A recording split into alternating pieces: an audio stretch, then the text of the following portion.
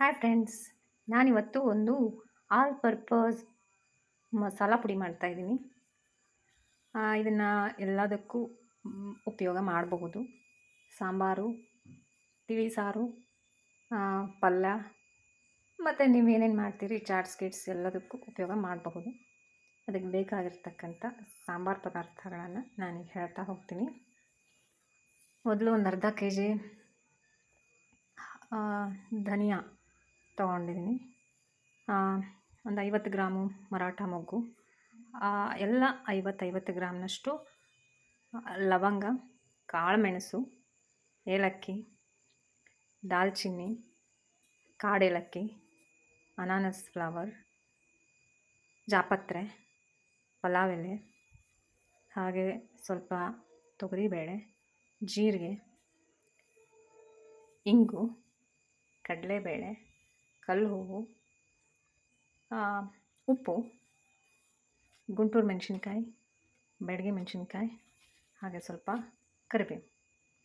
ಈಗ ಇವನ್ನೆಲ್ಲನೂ ಚೆನ್ನಾಗಿ ಘಮ್ ಅಂತ ವಾಸನೆ ಬರೋ ಹಾಗೆ ಹುರ್ಕೊಳ್ಳುವ. ಈಗ ಒಂದೊಂದಾಗಿ ಎಲ್ಲ ಮಸಾಲೆ ಪದಾರ್ಥಗಳನ್ನು ಸ್ವಲ್ಪ ಅಂದರೆ ಒಂದು ಅರ್ಧ ಟೀ ಸ್ಪೂನ್ದಷ್ಟು ಎಣ್ಣೆ ಹಾಕಿ ಹುರಿತಾ ಹೋಗೋದು.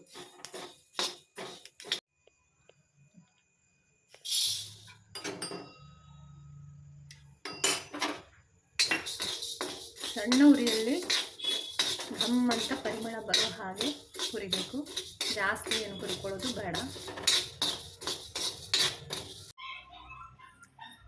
ಎಲ್ಲ ಪದಾರ್ಥಗಳನ್ನು ಈ ರೀತಿ ಒಂದೊಂದಾಗಿ ಸಣ್ಣ ಉರಿಯಲ್ಲಿ ಹುರ್ಕೊಂಡು ಆರಿಸ್ಕೊಂಡಿದ್ದೀನಿ. ಉಪ್ಪನ್ನು ಕೂಡ ಹುರಿಬೇಕು. ನೋಡಿ, ಇದನ್ನು ನಾನಿವಾಗ ಪೌಡರ್ ಮಾಡಿದ್ದೀನಿ. ಎಷ್ಟು ಚೆನ್ನಾಗಿ ಕಲರ್ ಬಂದಿದೆ ಅಲ್ವಾ? ಘಮ್ ಅಂತ ಮನೆಯೆಲ್ಲ ಘಮ್ ಅಂತ ವಾಸನೆ ತುಂಬಿಕೊಂಡಿದೆ.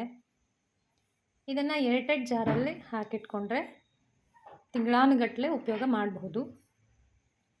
ವಾಸನೆಯಲ್ಲಾಗಲಿ ರುಚಿಯಲ್ಲಾಗಲಿ ಯಾವುದೇ ಬದಲಾವಣೆ ಆಗೋದಿಲ್ಲ, ಯಾಕಂದರೆ ಚೆನ್ನಾಗಿ ಹುರ್ಕೊಂಡಿರ್ತೀವಲ್ವಾ. ಇಷ್ಟ ಆಯಿತು ಅಂತ ಅಂದ್ಕೋತೀನಿ ಈ ರೆಸಿಪಿ ನಿಮಗೆ. Thank you.